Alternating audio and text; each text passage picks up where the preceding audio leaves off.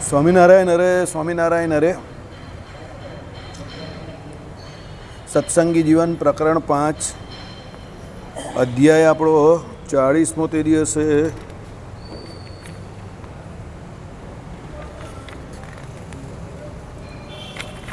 આ ટીકા કોઈ બદલી નાખી લાગે છે.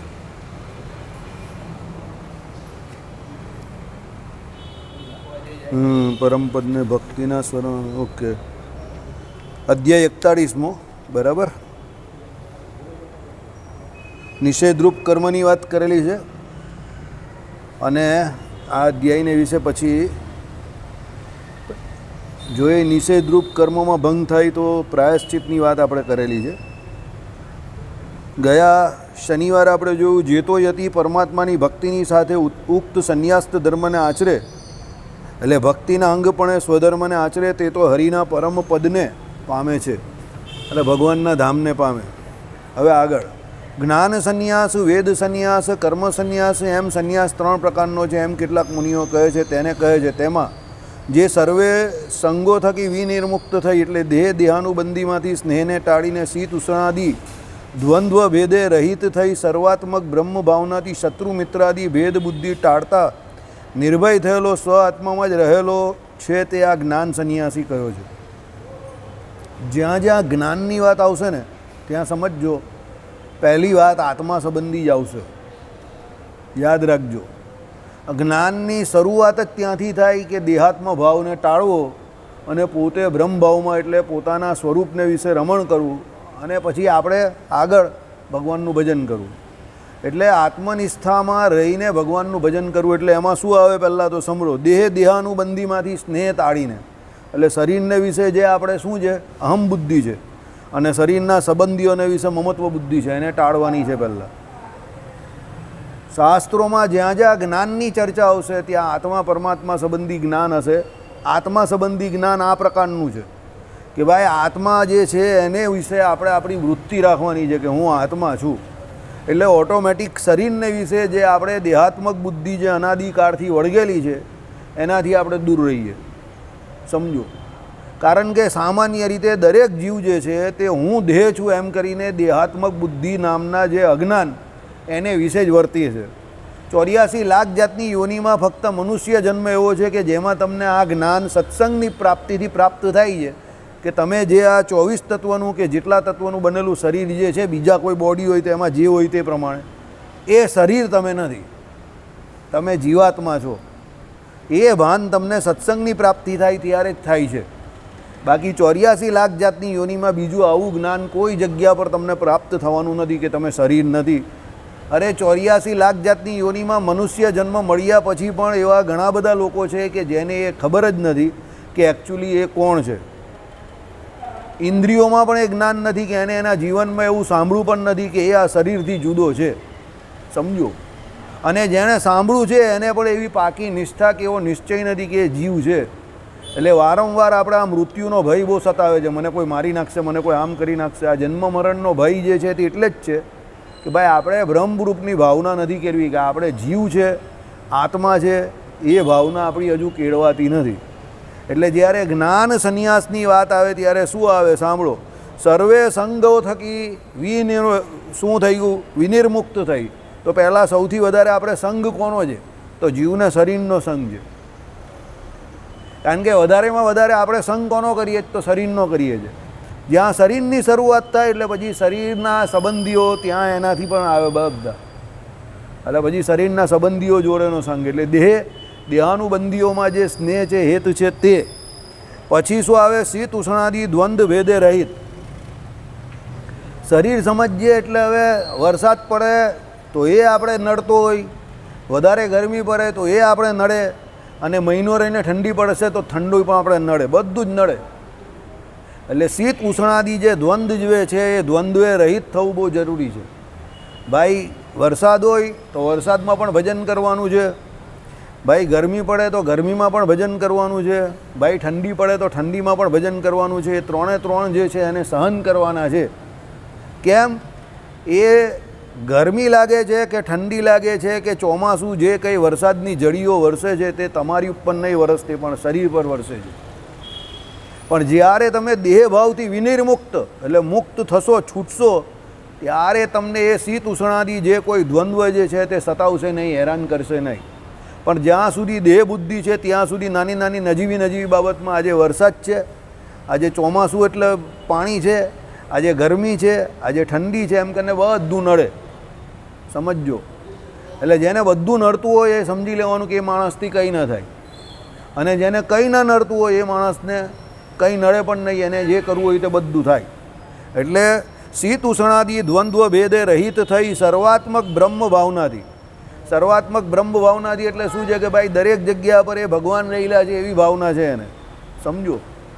પરમાત્મા સિયારામમય સબ જગ જાની, જડે વિષ્ણુ સ્થળે વિષ્ણુ, વિષ્ણુ વિષ્ણુ સ્થળે સ્થળે, યત્ર તત્ર સર્વત્ર કોણ રહેલા છે? એ ભગવાન પોતે સાક્ષાત પ્રત્યક્ષ પુરુષોત્તમ નારાયણ એક સરખા સમપણે વર્તે છે. બરાબર. શું કહ્યું? યહ સર્વજ્ઞ સર્વવિત. બરાબર. દરેક જગ્યા પર એ ભગવાન એક સરખા સમપણે રહેલા છે, અને એ પરમાત્મા જે છે તે દરેક જગ્યા પર રહ્યા છે, ત્યારે દરેક જીવને વિશે પણ રહ્યા છે. એટલે શું? શત્રુ મિત્રાદિ ભેદ બુદ્ધિને ટાળતા. જો એ ભગવાન દરેક જગ્યા પર રહેલા છે તો દરેક જીવને વિશે રહેલા છે, તો પછી એમાં તમારો શત્રુ કોણ ને એમાં તમારો મિત્ર કોણ? કારણ કે દરેકમાં જ ભગવાન રહેલા જ તો તમે શત્રુ મિત્રાદિ ભાવે રહિત જ થવાના, જો તમે બ્રહ્મ ભાવના કેળવો તો. પણ જ્યારે આપણી બુદ્ધિમાં એ બ્રહ્મ ભાવના ન હોય એટલે પછી એક વાલો થાય, એક હરખામણો થાય, એક મિત્ર થાય, એક શત્રુ થાય, એક પારકો થાય, એક પોતાનો થાય. એ પ્રમાણે જે આપણી વ્યવહારિક બુદ્ધિમાં જે આ ભેદ આવે છે, એ ભેદ બુદ્ધિને કારણે આપણે પરમાત્માને વિશે જેવી થાય, જેવી થવી જોઈએ એવી ભક્તિ થતી નથી. કારણ કે રાગ દ્વેષ રૂપી જે મોહ માયા છે એનાથી આપણે પર નહીં થઈ શકતા, શત્રુ ભેદાદિ શત્રુ મિત્રાદિ ભેદથી રહિત નહીં થઈ શકતા. એને કારણે આ કાયમ માટે આપણા જીવને વિશે પારકું પોતાનું એવો સ્વાર્થ જે છે એ રહી જાય છે. એ મોહે કરીને પરમાત્માને વિશે જેવું હેત થવું જોઈએ, જેવી પ્રીતિ થવી જોઈએ, જેવી ભક્તિ થવી જોઈએ એ થતી નથી. બાકી જેને ભગવાનને વિશે ભક્તિ થાય એને દરેક જીવને વિશે પરમાત્મા ભાસે. કૂતરાને વિશે પણ વિઠ્ઠલનાથજીને ભગવાન દેખાતા હતા, તો કૂતરો સૂકો રોટલો લઈને દોડ્યો તો એની પાછળ ઘીનું ડબલું લઈને પેલા તુકારામભાઈ દોડ્યા, સંત તુકારામજી. વિઠ્ઠલનાથજી એમ કરીને એની પાછળ દોડ્યા, કારણ કે એ સંત તુકારામજીને એ કૂતરાની અંદર પણ એના ઈષ્ટદેવ વિઠ્ઠલનાથજી ભગવાન દેખાતા હતા. સમજો. કહેવાનું તાત્પર્ય શું છે? જીવને વિશે પરમાત્મા રહ્યા છે એને વિશે ભગવાનને જોવાનો પ્રયત્ન કરવો. પહેલાં તો એવું માનવું પડે, એવી શ્રદ્ધા રાખવી પડે. અને ભક્તિની પરાકાષ્ઠા શું છે? તો એ જીવને વિશે રહેલા જે ભગવાન એ રહેલા જ છે, કે જ્યારે તમને દેખાય ત્યારે તમારી ભક્તિની પરાકાષ્ઠા આવી. ત્યાં સુધી આપણા સાધનોનો અંત થતો નથી. આ બધું જ્ઞાન થાય પછી વૈરાગ્ય થાય તો પછી કંઈ નિર્ણય લેવાય. સમજી ગયા? વગર જ્ઞાને નિર્ણય લેવામાં કોઈ ફાયદો નથી. ધોબીકા કૂદતાના ઘરકાના ઘાટકા એવી હાલત. આને જ્ઞાન સંન્યાસ યોગ કહેવાય. આ બધા ગીતાજીમાં બધા યોગ બતાવેલા છે, આપણે ચલાવીએ છીએ ને દર રવિવારે, એ બધું આવશે એક એક કરીને, એમાં ડેપ્થમાં આવશે. પણ આમાં આ પ્રમાણે આ જ્ઞાન સંન્યાસ યોગ કયો છે? આ પાનું યાદ રાખજો, 391મું પાનું છે. એટલે ગીતાજીમાં આવે ત્યારે તમારે એનો રેફરન્સ જોઈતો હોય તો આમાંથી તમને મળે પાછો ગુજરાતીમાં. બરાબર. ચાલો. એટલે શત્રુ મિત્રાદિ ભેદ બુદ્ધિ ટાળતા નિર્ભય થયેલો. હવે જેનો કોઈ શત્રુ નથી, જેનો કોઈ મિત્ર નથી, તેની ભેદ બુદ્ધિ ટળી ગઈ ને. ભેદ બુદ્ધિ ટળે તમારી ક્યારે? જ્યારે તમારો કોઈ પારકો પોતાનો નથી, જ્યારે કોઈ તમને શત્રુ મિત્ર નથી, ત્યારે તમારી ભેદ બુદ્ધિ ટળી ગઈ. ભેદ બુદ્ધિ ટળી ગઈ એટલે તમે નિર્ભય થઈ ગયા. તમને જગતમાં કોઈ વ્યક્તિથી કે કોઈ જળ પદાર્થથી તો ડર હોવાનો જ નથી, પણ વ્યક્તિથી પણ ન થાય. કારણ કે તમે દરેકને વિશે તમારા પરમાત્મા જે છે એ રહેલા છે એ પ્રમાણે માનો છો, એટલે તમે નિર્ભય થઈ ગયા. ભગવાનથી તો ડરવાની કોઈ જરૂર નથી. બરાબર. डरना तो दो पैर के दो हाथ के इंसानों से डर लगता है, भगवान थी का डर लागे છે. समझो. एक भाई હતા તે રાત્રે બહુ એકલા પડી ગયા, તો જંગલમાં એકલા હતા, પછી બહાર નીકળ્યા અને પછી એક કબ્રસ્તાનમાં આવ્યા, શાંતિથી સૂઈ ગયા. તો કોઈ કે આવીને એવું કહ્યું અહીંયા ડર નહીં લાગતો, તે કહે કે કબ્રસ્તાનની બહાર જતાં ડર લાગે છે. તે કહે કેમ? 2 हाथ पैर वाले इंसानों से ज़्यादा डर लगते हैं, ये मुर्दा क्या कर लेंगे. બગાડનારો તો જીવતો માણસ જ છે ને, મરેલો કા કંઈ બગાડવાનો છે. એ કે અહીંયા કોઈ ભય નથી. બરાબર. એ તો ખાલી હોરર પિક્ચરમાં એવું બતાવે તમને, કે તમને નાટકમાં એવું બતાવે કે ભાઈ પેલો મુર્દો અંદરથી ઊભો થયો, બાકી એકચ્યુઅલી કોઈ ઊભો થતો નથી. બરાબર. હા, અમે તો ક્રિકેટ રમતા હતા કબ્રસ્તાનની અંદર, પછી લોકો અમને ભગાવવા આવતા હતા કે ભાઈ અહીંયા ક્રિકેટ ના રમાય. ત્યારે અમને એવી બુદ્ધિ આવી કે અહીંયા ક્રિકેટ ના રમાય. ભાઈ કબરની બાજુમાં તો અમે સ્ટમ્પ ખોદીને ક્રિકેટ રમતા હતા શાંતિથી, બિંદાસ. અહીંયાના કબ્રસ્તાનમાં અહીંયા પાછળ જ એ લોકો ભાઈ ભગાવવા આવેલા અમને. બરાબર. અમને એવી ખબર જ નહીં કે અહીંયા ક્રિકેટ ના રમાય, બાકી અમને તો કે એ આવતે તો એને પણ વિકેટ કીપિંગ કરાવતે. હા, પાછળ જ છે, ત્યાં જ રમતા હતા અમે લોકો 3 ભાઈ પહેલેથી. અમે 3 ભાઈ પહેલેથી બોલ્ડ એન્ડ બ્યુટીફુલ, એકદમ બોલ્ડ ને એકદમ બ્યુટીફુલ, હેન્ડસમ નહીં, બ્યુટીફુલ. બરાબર. પછી એ બધા જે એ લોકોવાળા આવે છે કે यहाँ પર નહીં ખેલા જાતા એસા હે વૈસા એમ કરીને અમને ભગાવ્યા. તો પછી અમે એવું નહીં રમાય તો ના રમવાનું એમ. ભાઈ 3 સ્ટમ્પ લઈને ત્યાં જ ખોદીને રમતા હતા. વિકેટ કીપિંગ પેલો કરે અંદરવાળો. બરાબર. એ બોલ પેલી બાજુ જાય નહીં ને, એમ કબરનું પેલું હોય એટલે વિકેટ કીપર એમ સ્ટમ્પ એ સમજી ગયા. ચાલો કાંઈ નહીં. ઓકે. એટલે કહેવાનો મતલબ શું છે? નિર્ભયતા ત્યારે આવે જ્યારે જ્ઞાન સંન્યાસ યોગ થાય આ પ્રમાણે, કે ભાઈ ભગવાન દરેક જગ્યા પર રહેલા છે. આગળ સ્વ આત્મામાં જ રહેલો છે તે આ જ્ઞાન સંન્યાસી કયો છે. સ્વ આત્મામાં રમણ કરે છે આ પ્રમાણે, અને ખબર છે આત્મા છું, હું તો અજર છું, અમર છું, અછેત છું, અભેદ છું, શાશ્વત છું. મારો જન્મ નહીં થયો તો મારું મરણ નહીં થવાનું, તો પછી મારે ક્યાં કોઈથી ભય રાખવાનો. બરાબર. એ આરામથી એકલો જ ફરતો હોય અને એના આનંદને વિશે મગ્ન હોય. જળ ભરતની જેમ. જળ ભરતને કોઈ ડર હતો? શાંતિથી એકલા ફરતા હતા, બિંદાસ. બરાબર. જ્ઞાની વ્યક્તિ એક એવો છે ને કે જે એકલો ફરી શકે છે. સમજજો, જ્ઞાનીને કોઈની ચિંતા નથી. બરાબર. શેર અકેલા ही घूमता है. बराबर. झुंड तो कौन किसके होते हैं? बकरियों के होते हैं. झुंडમાં તો બકરા ઘેંટા બકરા ફરે, વાઘસી તો એકલા જ ફરે. એટલે 3-4 વાઘસી હોય તો જોજો તરત કેમેરામાં કેપ્ચર થઈ જશે. સમજો કેમ? એ એક્સેપ્શનલ સીન્સ છે બધા. બાકી વાઘસી તો શિકાર પણ એકલો કરવા જાય. ઝુંડમાં કોણ ફરે? ઘેંટા બકરા ફરે. બરાબર. એટલે જે જીવ જે છે એ પોતે જે સ્વ આત્મામાં રમણ કરનારો યોગી છે, ભગવાનનો ભક્ત છે, એ તો એકલો જ ફરે, બિંદાસ. એને કંઈ ચિંતા નથી કોઈની. બરાબર. ચાલો, આ જ્ઞાન સંન્યાસી કયો. હવે જે તો દેહ દેહાનુબંધીમાં દોષને દેખતા ગૃહ આરામાદી સમગ્ર પરિગ્રહનો પરિત્યાગ કરી સંન્યાસ આશ્રમને પામી જીતેન્દ્રિય થઈ, નિદ્વંદ્વ થઈ, શીત ઉષ્ણાદિકની વિષમતાથી ઉદ્ભવતી વ્યથાએ રહિત થઈ મુમુક્ષાથી મન પરિપાકને ઈચ્છતો થકો નિત્ય વેદાભ્યાસ એક પર થાય તે આ વેદ સંન્યાસી કયો છે. સંન્યાસી બધા છે, પણ સંન્યાસી બનવાની બધાની રીત અલગ અલગ છે. કેમ? સમજણમાં ભેદ છે. સમજો, બધા અલગ અલગ સમજણથી સંન્યાસી થયેલા છે. પેલો જ્ઞાન સંન્યાસી થયો, એ બધી જગ્યા પર ભગવાનને જોઈ છે, એટલે એને કોઈનો અવગુણ જ નથી, બધે ભગવાન જોઈ છે. આ ઉલટું છે આનું. આ શું છે? દેહ દેહાનુબંધીમાં દોષને જોઈ છે, આ બધામાં દોષને જોઈ છે. પેલો બધામાં ગુણને જોઈ છે કે ભાઈ બધામાં ભગવાન રહેલા છે, એટલે મારો કોઈ મિત્ર નથી, કોઈ શત્રુ નથી. આ શું જોઈ છે? શરીરની અંદર બધા દોષ રહેલા છે. આ ઉલટું જોઈ છે. પેલો જીવાત્મામાં રમણ કરે છે, આ શરીરના દોષને જોઈ છે. બે અલગ અલગ વસ્તુ છે. સમજજો કેવી રીતે અલગ વસ્તુ છે, હું તમને સમજાવું.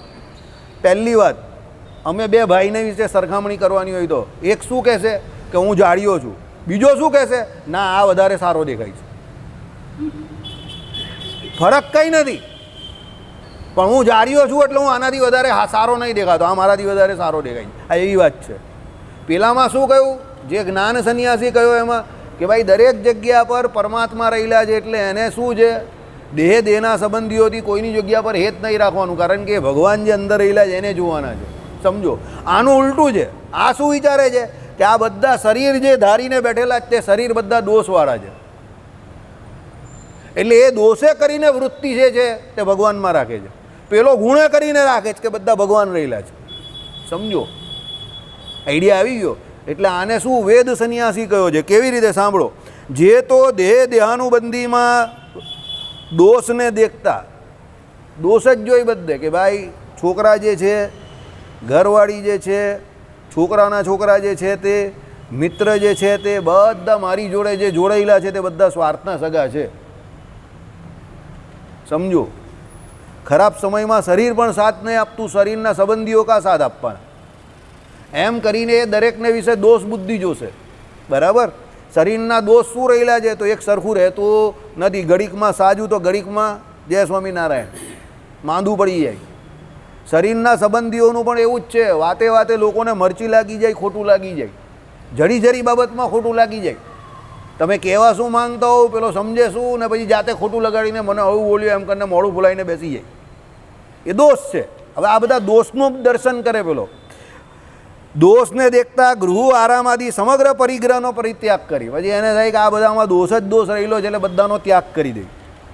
બરાબર, સંન્યાસ આશ્રમને પામી, સંન્યાસી થઈ ગયો, વિજિતેન્દ્રિય થઈ ગયો. બધી ઇન્દ્રિયો જે છે તે બધી જીતી લીધી. અને એટલે શું છે? જે તે ઇન્દ્રિયોના જે તે શબ્દ સ્પર્શ રૂપ રસ અને ગંધ જે જગત સંબંધી વિષય છે એમાંથી બધી વૃત્તિ એને શું કરી? ખેંચી લીધી ને ભગવાનમાં જોડી. નિદ્વંદ્વ થઈ એટલે શીત ઉષ્ણાદિકને વિષમતાથી ઉદ્ભવતી વ્યથાએ રહિત થઈ. ભાઈ શરીર છે એટલે એને તો ઠંડી ગરમી લાગવાની જ છે, જાણે છે. એટલે એ શરીરને વિશે દોષ કલ્પીને પણ એ શીત ઉષ્ણાદિક જે કોઈ ઠંડી ગરમી જે કંઈ છે તેને સહન કરશે. મુમુક્ષાથી મનઃ પરિપાકને ઈચ્છતો થકો.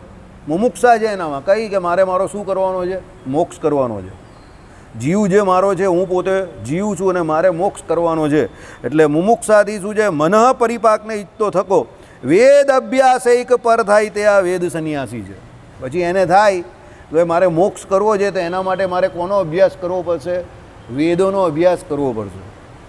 એટલે વેદોમાંથી એને જે જ્ઞાન મળશે કે ભાઈ આ જે શરીરને વિશે તું કષ્ટ જોઈ રહેલો છે, દુઃખ જોઈ રહેલો છે, તે શરીર તું છે નહીં. એટલે વેદ અભ્યાસ પર થઈને પછી એ સંન્યાસ લેશે, એટલે એ સંન્યાસી થશે. સંન્યાસનો અર્થ પહેલાં શું થાય તે સમજો. સંન્યાસ એટલે શું છે? સર્વ જે કોઈ વિષય હોય કે જગત હોય કે જે કોઈ આપણા શરીર કે શરીરના સંબંધીઓ હોય એમાંથી જે વૃત્તિને તોડવી, પાછી ખેંચવી, એ સંન્યાસ. સંન્યાસનો અર્થ ફક્ત કપડાનો કલર બદલાઈ જવો એ નથી. લોકોને એવો અર્થ છે કે ભાઈ આ સાહેબે જે ફર્સ્ટ ક્લાસ કપડાં પહેરેલા છે એની જગ્યા પર હમણાં અંદરથી કંઈ કેસરી લુગડા પહેરી દે એટલે સાહેબ સંન્યાસી થઈ ગયા. It doesn't mean that. એનો અર્થ એવો નથી કે ભાઈ આની જગ્યા પર કેસરી કપડાં પહેરે એટલે સંન્યાસી થઈ જાય. એ તો ફક્ત વસ્ત્ર બદલાયું છે. સંન્યાસ એટલે કર્મનો સંન્યાસ. સંન્યાસ એટલે તમારી વૃત્તિનો સંન્યાસ. અને સંન્યાસનો પૂરેપૂરો અર્થ આપણે એવો લેવાય આપણી શાસ્ત્રોની ભાષામાં કે જગતમાંથી જે વૃત્તિ જે છે એમાંથી સંન્યાસ ધારણ કરીને પરમાત્માને વિશે વૃત્તિ રાખવાની છે. એ સંન્યાસ છે. બરાબર.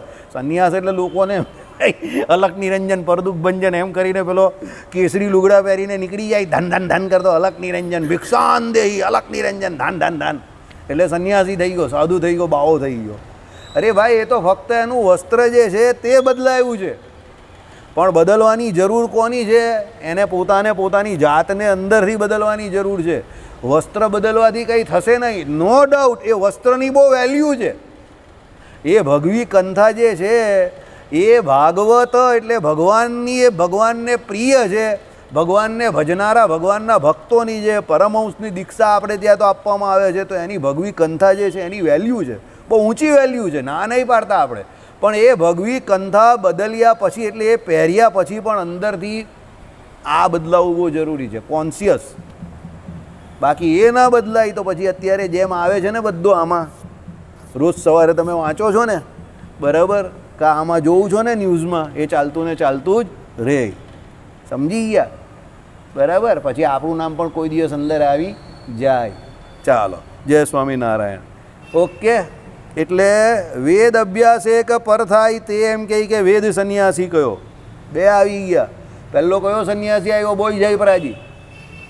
પહેલો કયો સંન્યાસી આવ્યો? કે અહીંયા કંઈ આપણે કંઈ અહીંયા પેલા મોસારે જમણવારને મા પીરસનાર એમ કરીને હું બોલતો જ રહીશ ને તમે લોકો સાંભળતા રહેશો ને ઊંઘી જશો, એ ન ચાલશે. પહેલો કયો સંન્યાસી કયો? બોલ. એનું નામ શું કયું? બોલો. પહેલો કયો સંન્યાસી કયો? વાહ, વેરી ગુડ. બોલો. પહેલો કયો? પહેલો જ્ઞાન સંન્યાસી. ને બીજો આ કયો સંન્યાસી કયો? હમણાં વેદ સંન્યાસી. જ્ઞાન સંન્યાસી શું છે? બધામાં ભગવાનને જોતો હોય એટલે ગુણ ગ્રહણ કરે. વેદ સંન્યાસી શું છે? બધાની અંદર દોષ ગ્રહણ કરે કે આ બધા શરીરમાં બધો દોષ રહેલો છે. બરાબર. ચાલો હવે આગળ. જે તો આચાર્ય કુળ થકી વેદ ભણી યથા વિધાન ગુરુની સેવા કરી. એટલે આપણી જે પારંપરિક જે કોઈ પ્રથા છે એ પ્રમાણે ભાઈ પહેલાંના સમયમાં ગ્રહસ્થ હતા તેના છોકરાઓને ક્યાં મૂકતા હતા? ગુરુકુળમાં મૂકતા હતા ને વેદાભ્યાસ કરવા માટે. એટલે ગુરુની સેવા તો કરવી પડે. આશ્રમમાં જે કહ્યું હોય તો આશ્રમની સેવા કરવી પડે. એ પ્રમાણે આચાર્ય કુળ થકી વેદ ભણી. બરાબર.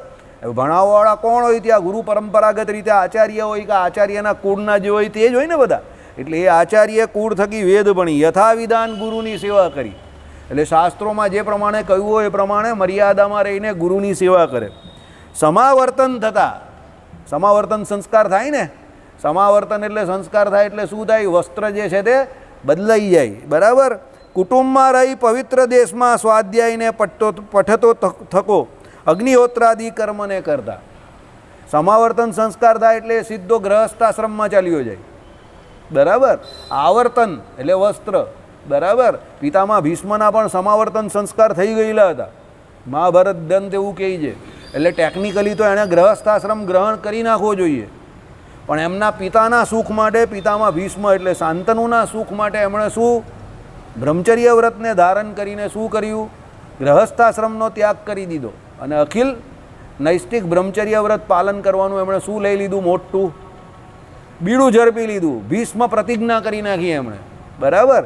એટલે સમાવર્તન સંસ્કાર એમના પણ થઈ ગયેલા. સમાવર્તનનો અર્થ શું થાય? પેલો બ્રહ્મચર્યાશ્રમમાંથી ત્યાગાશ્રમમાંથી એટલે બ્રહ્મચર્યાશ્રમમાંથી સીધો ગ્રહસ્થાશ્રમમાં જાય, એની વચ્ચેની જે કોઈ વિધિઓ એ કરીને એને બ્રહ્મચર્યાશ્રમમાંથી સમાવર્તન સંસ્કાર કરીને ગ્રહસ્થાશ્રમ તરફ આગળ મોકલે ગુરુ.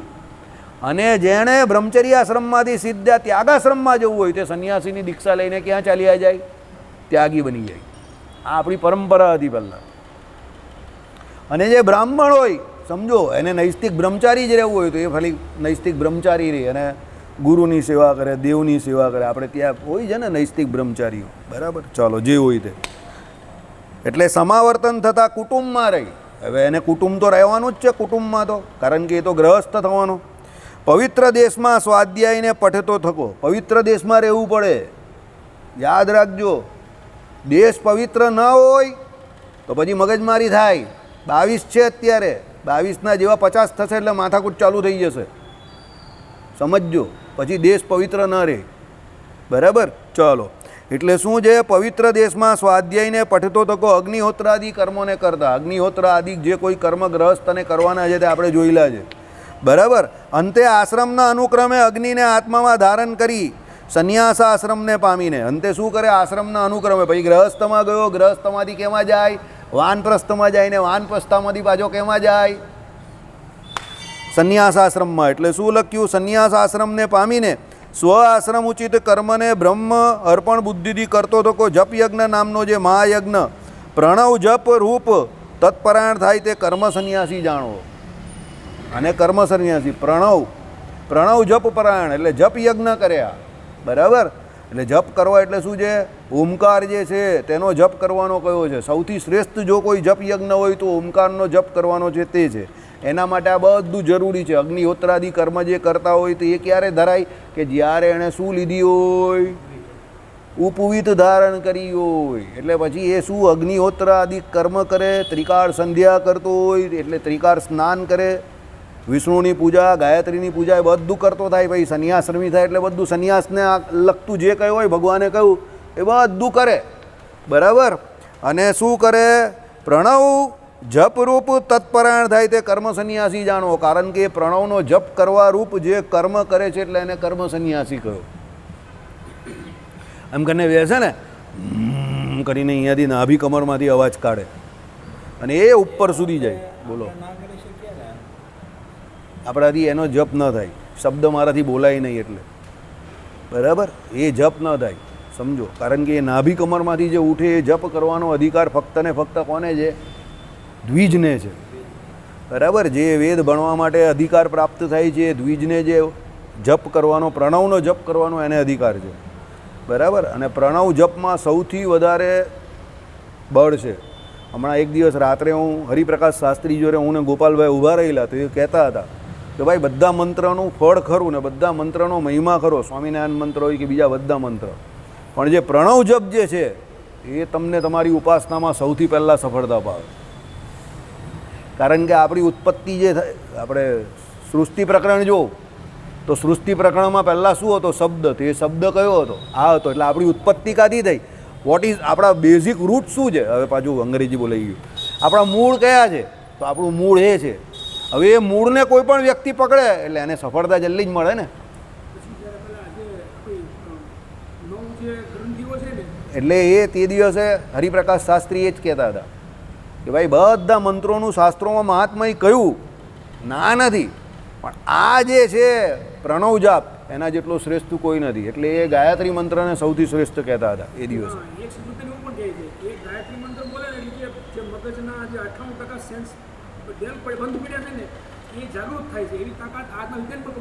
એ બધી વાત બધી અલગ છે, પણ મેઇન વસ્તુ શું છે મેં એ જોવાનું. એમાં મેઇન પહેલાં શરૂઆત ક્યાંથી થાય? તો પ્રણવથી જ થાય. અને એ જે છે એ ગાયત્રી મંત્ર જે આખો બોલવાનો છે, સમજો એનો અધિકાર જે પ્રાપ્ત થાય એ શરૂઆતથી જે એને શરૂઆત કરવી એ જ બહુ અઘરું કામ છે ને, સમજો. ગાયત્રી મંત્ર પણ આપણે જપ કરીએ. હા, જપતા. ચાલો, ઓકે. એટલે એને શું કહ્યું? કર્મ સંન્યાસી જાણો. જો આપણી વાત આવી ગઈ ને, સંસ્કૃતમાં લખેલું છે બ્રહ્મચર્ય સમાપ્ય ગૃહી ભૂતવા. એનો અર્થ શું થયો? બ્રહ્મચર્યાશ્રમનો પૂરક એટલે સમાવર્તન સંસ્કાર લીધો એટલે ગૃહી ભૂતવા. ગૃહી ભૂતવા એટલે અર્થ શું થયો? ગ્રહસ્થાશ્રમને ગ્રહણ કરે. વાનપ્રસ્થાશ્રમ મેત્ય. પછી ગ્રહસ્થમાંથી ક્યાં ગયો?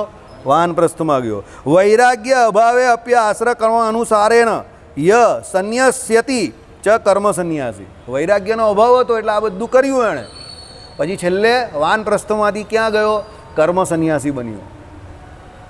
કારણ કે વૈરાગ્ય એને હતે તો ગ્રહસ્થ થવાની જરૂર જ કાં હતી? સમજ પડી ગઈ? વૈરાગ્ય હોય તો જ સાધુ થવાય, વૈરાગ્ય ન હોય તો ગ્રહસ્થ થવું. સમજી ગયા? અને જેને વૈરાગ્યમાં સમજ જ નહીં પડતી, જેને જ્ઞાન જ નથી ખબર, જેને વૈરાગ્ય જ નથી ખબર જ નથી, તેને શાંતિથી જ્યાં જેવું છે તેવું પહેલાં બેસી રહેવું અને પહેલાં એ જ્ઞાન જે છે એ પ્રાપ્ત કરવું. આત્મા પરમાત્મા સંબંધી જ્ઞાન શું છે એ પ્રાપ્ત કરવું. અને પછી એને સાર અસારૂપ વિવેકની ખબર પડે, વૈરાગ્ય થાય, પછી he should take the decision. એ પહેલાં આ બધા જે કોઈ નિર્ણય લે એનો સંન્યાસાશ્રમ કોઈ દિવસ. સમજી ગયા? સમજને વાલે સમજ ગયે, ના સમજે વો ડોટ ડોટ ડોટ. એ સફળ નહીં થાય. કેમ? કોઈ પણ કાર્ય કરતાં પહેલાં વિચાર કરવો જરૂરી છે. કાર્ય કર્યા પછીનું ડાપણ નકામું. એટલે પહેલાં એ વિવેક બુદ્ધિ તો તમારામાં હોવી જોઈએ ને. આત્મા પરમાત્મા સંબંધી જ્ઞાન, વૈરાગ્ય. અને એ વૈરાગ્ય હોય, આમાં લખેલું તો છે કે વૈરાગ્યના અભાવમાં ગ્રહસ્થ થવાનું છે. ચોખ્ખું લખેલું છે. સાંભળો, સંસ્કૃતમાં લખેલું છે, પણ હવે એટલું સંસ્કૃત તો મને પણ આવડે છે. 10મા સુધી તો હું પણ સંસ્કૃત ભણેલો હતો. 10મા પછી તો છોડવું પડે એવું જોઈએ અમારે સાયન્સવાળાને. એટલે બરાબર. એટલે કહેવાનું તાત્પર્ય શું છે કે ભાઈ એ વૈરાગ્યના અભાવે ગ્રહસ્થ થયો છે. પણ જેને વૈરાગ્ય નથી અને એ ત્યાગી થાય તો એ દુઃખિત થાય. એનો ત્યાગાશ્રમ નભે નહીં. એટલે આત્મા પરમાત્મા સંબંધી જ્ઞાનની જરૂર છે, વૈરાગ્યની પૂરેપૂરી જરૂર છે. બરાબર. એના માટે રોજ સત્સંગ કરવાની જરૂર છે, એના માટે સત્શાસ્ત્રનો અભ્યાસ કરવાની જરૂર છે. રોજે રોજ અભ્યાસ કરો. રોજ રોજ એ કરતા જશો તો ધીરે ધીરે ધીરે જગતમાંથી વૃત્તિ પાછી ખેંચાશે. એમને એમ કંઈ કપડાં બદલી નાખું, હમણાં સાહેબને હું કેસરી પહેરાવી દઉં તો મજા નહીં આવે. એમાં સાહેબને કહા અમને પહેરાવી દે તો મજા નહીં આવે, તો એટલે તો આ કલરફુલ કપડાં પહેરીને બેઠેલા જ મસ્ત બે ભાઈ. સમજો? કેમ? સમજણ વગર બધું વૃથા છે. સમજણ મેઇન છે. પછી એ તો કેવું કે તમે જબરજસ્તી પડી જાઓ ને જબરજસ્તી કરી નાખો. એટલે પછી પેલા આપણે નાના હતા ત્યારે પેલા એ ગેમ નહીં રમતા હતા, ચકલો ઉડે, કબૂતર ઉડે, પછી ભેંસ ઉડે, તો આપણી ભેંસ પણ ઉડી જાય પછી. એટલે હારી ગયો એમ. સમજ્યા? સમજણ વગર એવું થઈ જાય ને. સમજો? પેલો કંઈ ચકલો ઉડે, હા ભાઈ ઉડે. કબૂતર ઉડે, હા ઉડે. પેલો કંઈ ભેંસ ઉડે તો હા ઉડે. અરે અક્કલ ભેંસ થોડી ઉડવાની. સમજો? એટલે અક્કલ વગરનું કામ કરેલું હોય, સાર અસારનો વિવેક જાણ્યા વગર સંન્યાસ આશ્રમને સ્વીકારે તો ભાઈ ભેંસ ઉડી જાય કોઈ વખત. બરાબર. એટલે શાસ્ત્રકારો કહે છે આ રીત આખી મહાભારતને વિશે બતાવેલી છે. મહાભારત ગ્રંથને વિશે આખી આ રીત બતાવેલી છે. એવું નહીં કે આમાં સત્સંગી જીવનમાં જ લખી છે, મહાભારતને વિશે આ રીત બતાવેલી છે. બરાબર. ચાલો, આમાં લખેલું છે તે સાંભળો. એવી નારદ પરિવ્રાજ કોપનિષદ શ્રુતિ છે. આ આખી શ્રુતિ જે કહી છે તે આ શાસ્ત્રમાંથી કહી છે, નારદ પરિવ્રજ કોપ ઉપનિષદ. બરાબર, આ એની શ્રુતિ કઈ છે. ચાલો હવે આગળ. 3 પ્રકારના એટલે તમે સંન્યાસ જોયા. કયા કયા 3 સંન્યાસ છે? બોલ ભાઈ, રણછોડ ચાચર. ઓકે, જ્ઞાન સંન્યાસ. પછી બીજો બોલ. આમ દૂર કેમ બેઠેલો છે?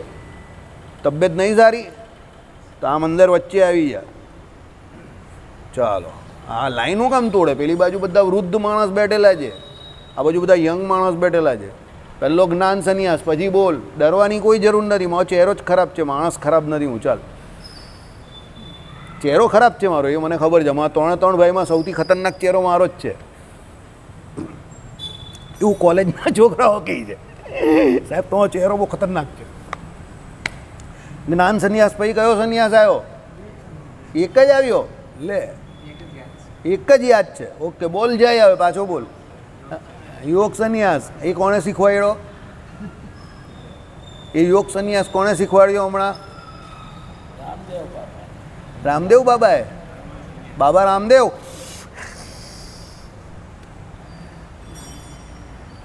બોલ ભાઈ, અશોકભાઈ બોલો.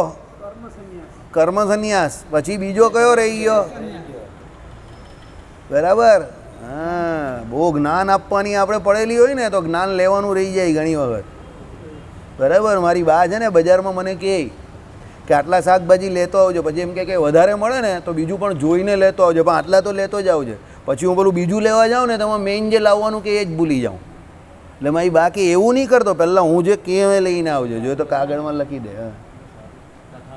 હા, રાત સુધી 3 વાગ્યા સુધી બધા બેસી જ રહ્યા. એવું જ છે આપણે ત્યાં પણ એવી જ હાલત છે, બધા બેઠેલા જ રહી. બરાબર. હા, કયા છે 3 સંન્યાસ? બોલો જોનિલભાઈ. અહીંયા 3 સંન્યાસ ચાલ્યા આપણા. પહેલો કયો? જ્ઞાન સંન્યાસ. બીજો કયો? વેદ સંન્યાસ. અને ત્રીજો કયો? કર્મ સંન્યાસ. સમજાવતા આવડે છે કોઈને અત્યારે? કોઈ સમજાવી શકે ગુજરાતી ભાષામાં? બોલો, સમજાવો.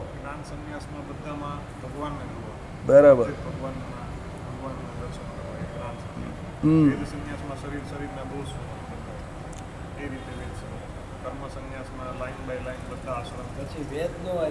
હા, એટલે એને વેદ સંન્યાસ કયો. કંઈ નહીં, હું રેક્ટિફાઈ કરીશ પછી.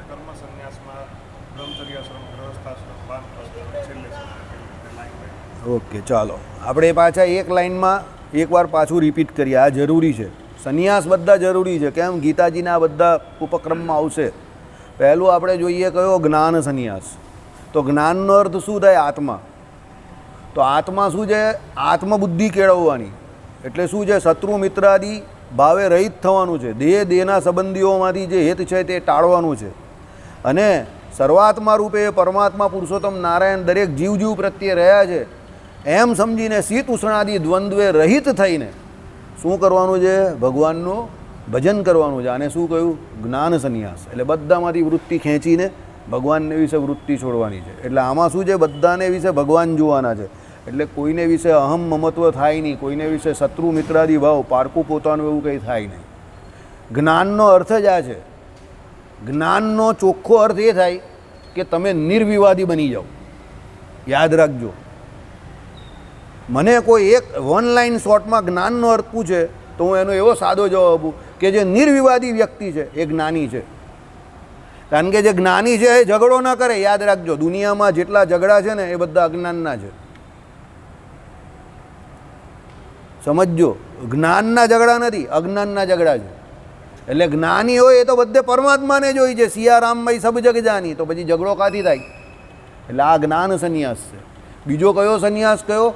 વેદ સંન્યાસ. હવે વેદ સંન્યાસ એટલે વેદ ભણવા તો જવાનું જ છે અને પછી સંન્યાસી થવાનું જ. પણ એ વેદ ભણવા જાય કેવી રીતે? કેમ જાય વેદ ભણવા? તો એ શરીર અને શરીરના જે કોઈ સંબંધી, આ બધા શરીરને વિશે શું દોષ જોઈ, શરીરના સંબંધીઓને દોષ જોઈ કે આ બધા જે કોઈ છે તે નક્કામાં છે. કેમ? સ્વાર્થી છે. અને એમ માનીને પછી શીત ઉષ્ણાદી દ્વંદ્વે રહિત થઈને વેદ ભણે, અને વેદ ભણે પછી એને એનાથી શું થાય? વૈરાગ્ય થાય. એટલે સંન્યાસ સ્વીકારે એટલે એ વેદ સંન્યાસી કયો. અને ત્રીજો કર્મ સંન્યાસી. કર્મ સંન્યાસી શું છે? ગુરુ પરંપરાગત રીતે ગુરુકુળમાં જઈને ગુરુ પાસે જ્ઞાન ગ્રહણ કરે.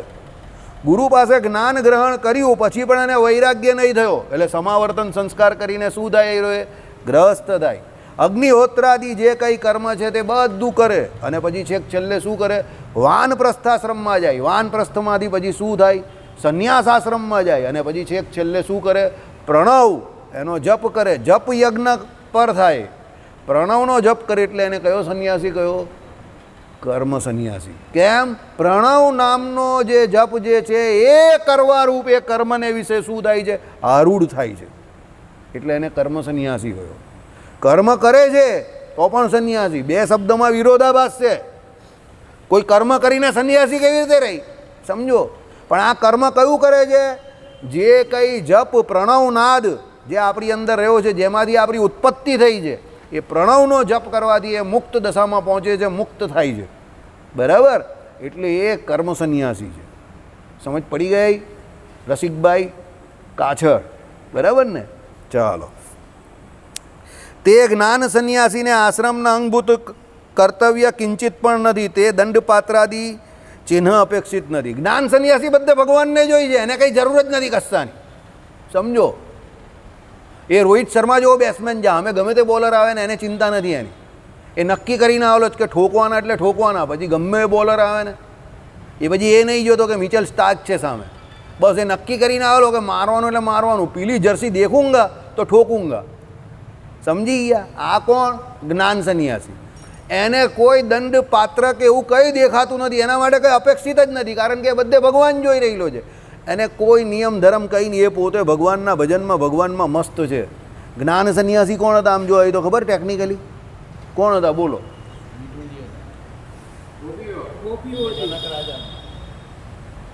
શ્રીમદ ભાગવતના સર્વપ્રથમ ભણનારા કોણ? સુખદેવજી જ્ઞાન સંન્યાસી હતા. કઈ પહેર્યા વગર આમને આમ જ ફરતા હતા. કોઈ વસ્તુની જરૂર જ નહીં. અલક નિરંજન પરદુખ ભંજન. બરાબર? મને બહુ ગમે એવા માણસ.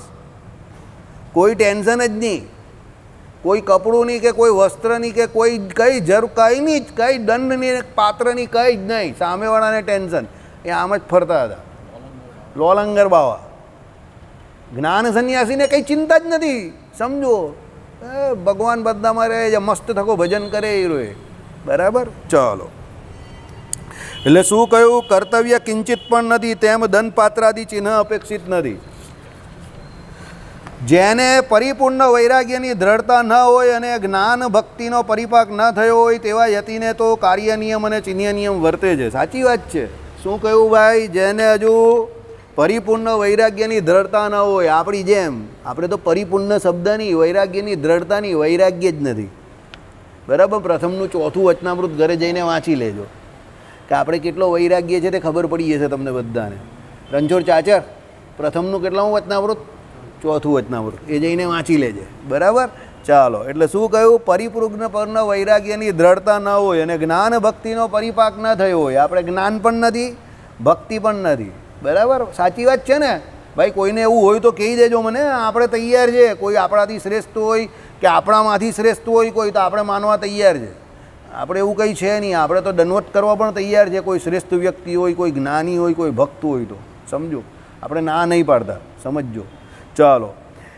એવા યતિને તો કાર્ય નિયમ, અરે એને તો બધા નિયમ કરવાના જ છે ભાઈ. સવારે ઉઠવાથી માંડીને રાત સુધી શરીરને નવડાવવા ધોવડાવવાથી માંડીને બધા નિયમ લાગે છે એને. કારણ કે હજુ એને વૈરાગ્ય નથી થયો, ભક્તિ નથી થઈ, જ્ઞાન નથી. તો પછી શરીર એ શરીરને વિશે જ વર્તે છે. તો પછી તો શરીરને ચોખ્ખું રાખવું જ પડે.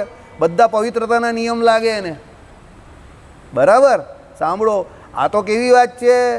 જે આત્માને વિશે રમણ કરતો હોય એને શરીરની કંઈ પડી નથી, તો એને કંઈ ધ્યાન રાખવાની જરૂર નથી. પણ જે શરીરને વિશે રમણ કરે છે એને બધું ધ્યાન રાખવાની જરૂર છે, આપણા જેવા. બરાબર? ચાલો. અને ચિહ્ન નિયમ પણ વર્તે છે, એને બધા ચિહ્ન નિયમ રાખવા પડે ને. જે કોઈ ત્યાગીઓમાં જે કંઈ ચિહ્ન આવે તે દંડ હોય, પલાસનો પેલો દંડ આવે એ હોય, કમંડળ હોય તો એ રાખવું પડે. પછી જે તે સંપ્રદાયનો એ સાધુ હોય એનું પેલું ત્રિપુંડ હોય તો એ પણ રાખવું પડે, બધું જ રાખવું પડે. પછી તો જે યતિને તો પરિપૂર્ણ વૈરાગ્ય અતિ દ્રઢતમ હોય અને જ્ઞાન પરિપક્વ થયું હોય અને ભક્તિ પરમમાં પ્રગટ થઈ હોય તે આત્મરતિ આત્મતૃપ્ત આત્મૈક સંતુષ્ટ યતિને કાંઈ કાર્ય નથી તેમ લિંગ નથી તેવા યતિ તેના નિયમનો ત્યાગ કરે. આવી ગયું ને? સમજો શું કહ્યું? પરિપૂર્ણ વૈરાગ્ય અતિ દ્રઢ છે એને જગતમાં કોઈ વિષયમાં જરા પણ અનુરાગ જ નથી.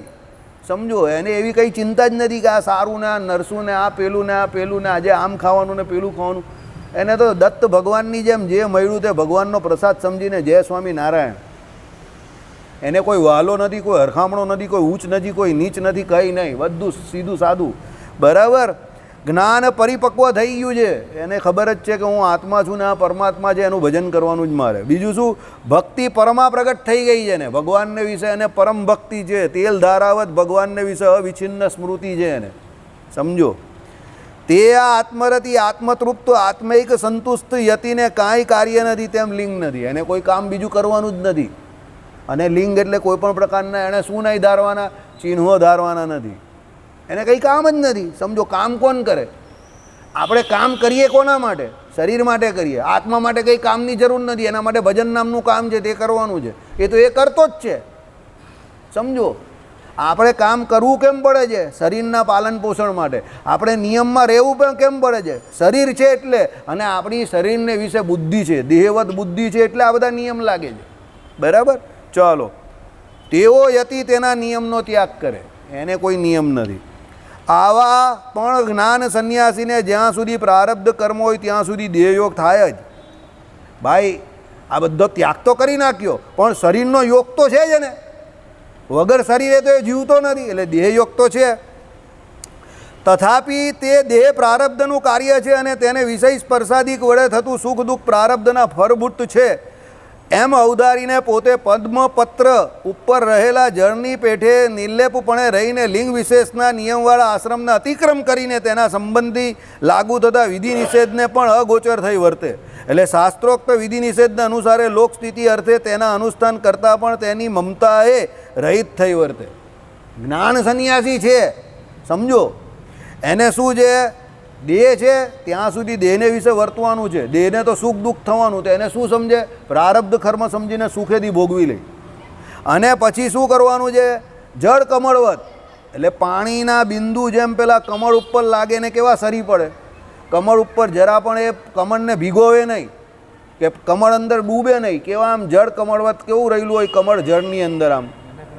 બરાબર? એ પ્રમાણે પેલો જ્ઞાની વ્યક્તિ શાંતિથી આ દુનિયાને વિશે રહી, કોઈ ચિંતા નહીં એને. શું કરે? લિંગ વિશેષના નિયમવાળા આશ્રમને અતિક્રમ કરીને, લિંગ વિશેષનો કોઈ નિયમ નહીં લાગતો એને, આશ્રમનો અતિક્રમ કરે. બરાબર? સુખદેવજી એવા જ હતા ને, અલક નિરંજન પરદુખ ભંજન. બરાબર? એને કાં કંઈ ચિંતા હતી? એટલે તો પેલી બધી કન્યાઓ જે સ્નાન કરતી હતી તો સુખદેવજી હાવ આમ જ નીકળી ગયા, તો એ લોકોએ વસ્ત્ર નહીં પહેર્યું. પણ જ્યારે વ્યાસજી નીકળ્યા તો પેલી લોકોએ બધું પોતાનું વસ્ત્ર ધારણ કરી દીધું. પછી વ્યાસજી કહે કે આવું કેમ? હું તો વૃદ્ધ છું અને પેલો તો બાળક છે, તો એને જોઈને તે કે ના, એને શરીરનું ભાન નથી. તમને શરીરનું ભાન છે એટલે અમારે તમને જોઈને એ મર્યાદા રાખવી પડે. બતાવે છે સંન્યાસી ભગવાન હોવું અલગ વાત છે, મર્યાદાની વાત અલગ છે ને. સુખદેવજીને ભાન જ નહીં હતું શરીરનું, એવી ફરતા જેવા હતા, અલક નિરંજન પરદુખ ભંજનની જેમ. સમજો, લખેલું તો છે આમાં, લિંગ વિશેષના નિયમવાળા આશ્રમને અતિક્રમ કરીને, અતિક્રમ એટલે એને કોઈ એવો નિયમ જ નહીં લાગતો. બરાબર? ચાલો, તેના સંબંધી લાગુ થતા વિધિ નિષેધને પણ અગોચર થઈ વર્તે. એટલે શું કહ્યું? શાસ્ત્રોક્ત વિધિ નિષેધના અનુસારે લોકસ્થિતિ અર્થે તેને અનુષ્ઠાન કરતાં પણ તેની મમતાએ રહિત થઈ. એટલે શાસ્ત્રમાં વિધિ નિષેધરૂપ ધર્મો એનું પાલન કરે ખરા, લોકોને બતાવવા માટે. લોકોની તો અવગુણ લઈને કંઈ એટલે બતાવવા માટે, પણ એમાં એને મમતા નહીં હોય કે જો હું આ કરું છું, એ કરે એનો પાછો એને ગર્વ પણ ન હોય, સાહજિકતાથી કરે. દુનિયામાં છેલ્લે દરેક શાસ્ત્રો તમને એક જ વસ્તુ બતાવશે, તમે જે કંઈ કરો સાહજિકતાથી કરો, સરળ, કોઈ પણ વસ્તુનું માર્કેટિંગ નહીં, સરળતાથી તમે જે કરો તમારી રીતે કરો, મસ્તીથી કરો, માર્કેટિંગ કરવાની કોઈ જરૂર નથી. ઓસ્ટ્રેલિયાવાળાની જેમ બૂમ બરાડા નહીં પાડવાના, સ્લેજિંગ નહીં કરો. જે કરવાનું જે સમય પર કરવાનું કરીને નીકળી જાઓ, બરાબર. એ જ શ્રેષ્ઠ વ્યક્તિ છે. ચાલો, સર્વશાસ્ત્રનો સાર એ જ છે. શ્રીપતિમ શ્રીધરમ સર્વદેવેશ્વરમ ભક્તિધર્માત્મજમ વાસુદેવ